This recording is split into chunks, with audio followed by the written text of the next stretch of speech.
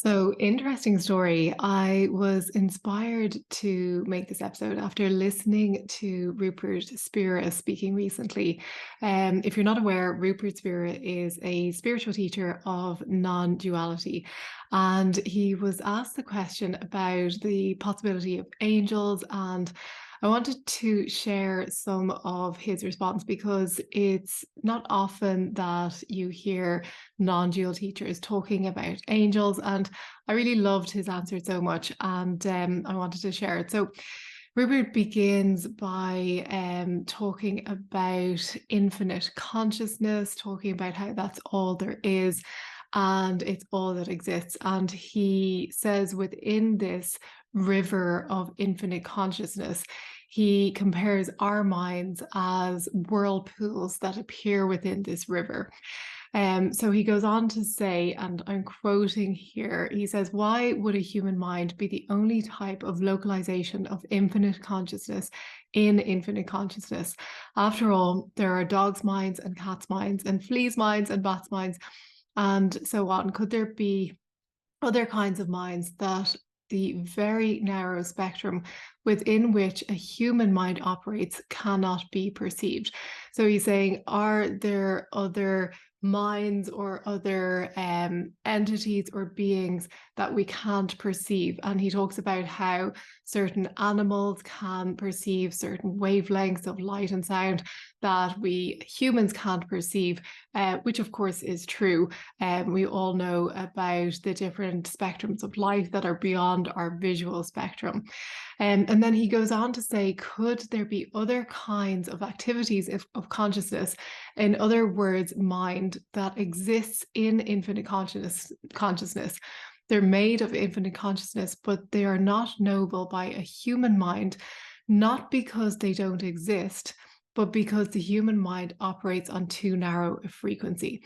So I thought this was really interesting that he brought frequency into the conversation. And it gets really interesting because he goes on to say, yes, surely there may well be. It's very unlikely that a human mind or even the animal minds that we know of are the only minds.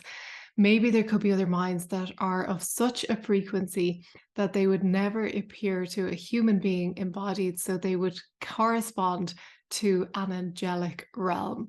So I love this. And this is exactly my experience.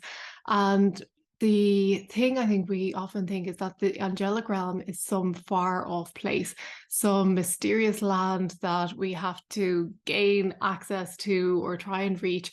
And it's not the case at all. The angelic realm is here, it's all around us. The angels do walk among us, but most of us can't perceive them. Or rather, we've forgotten how to perceive them, but we can relearn. We can relearn how to tune in. And I remember when I started working with angels and learning about angels, I was in my bedroom, and I've told this story before, so you might know it, but I was calling on the angel Metatron. And I remember when I called on Metatron, I saw a pillar of light just beaming into my room beside my bed. And it reminded me of Star Trek, if you've ever watched Star Trek, where they say, beam me down, and you see the body turning into light and then this beam of light appearing in another place. And I laughed because it was exactly like that. And up until that point, when I was learning to work with angels, I would wonder when I called on them, does anything actually happen? Do angels actually appear? And this was total confirmation that they do actually appear and they do beam in when you call on them. But of course, there are certain angels who are always with you, like your guardian angels. So the angelic realm is here, and just like the radio waves that we can't perceive, the gamma rays, the X-rays, the ultraviolet light that we can't see, they're all here, but we don't perceive them on a day-to-day basis. And funny, after I saw that video with Rupert Spirit, I also randomly came across Eckhart Tolle speaking about this as well. And he said, and I'm quoting him here as well, he said, of course, there are other beings around, there are other entities around that may have messages for you, or that may help you. And he says there are some spirit guides that actually have a substantial and powerful message. So here we have these spiritual teachers who are talking about the existence of angels, of angelic beings, of divine beings who are here to help us and impart important messages. And the important piece is that the angels are here to help us, and they're here to guide us, they're here to support us. And what happens when we don't hear that guidance, or we don't lean on that support, or we ignore their help, is that we are missing out on a huge opportunity to navigate our reality. It's like trying to navigate your way across the world without satellite navigation. Maybe you have this old, worn out, torn up map that you've been using for years and years, and you're trying to get to your destination. But of course, it's completely out of date. There's new motorways, there's new quicker routes, there's new information that you're missing on this old torn up piece of paper that you've been using. So instead, I encourage you to call on your angels. Start leaning on their strength and guidance. Start using that divine navigation system for your benefit, because they have the bigger picture. They have the answers. They know the best routes to take, and they know the quickest route to your dreams, your desires. And yeah, it really does open up things when you start tuning into that wisdom and guidance. And it is possible for everyone to tune that in. I'm testament to this. I wasn't born, well, they say we're all born with psychic abilities, but then we shut them down.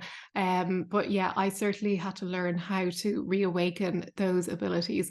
But if you do want to tune into the angels, and if you don't know where to begin, I'd love to help you.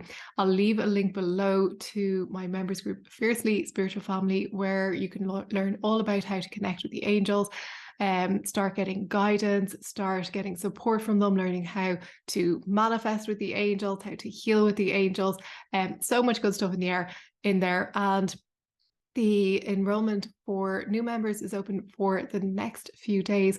And I just realized that it's been a year since we last had the doors open for new members to join us. So if you would like to do that, if you are feeling called to work with your angels and guides, it would be an honor to have you join us. I'll leave the link below. See you soon for the next episode. Bye bye.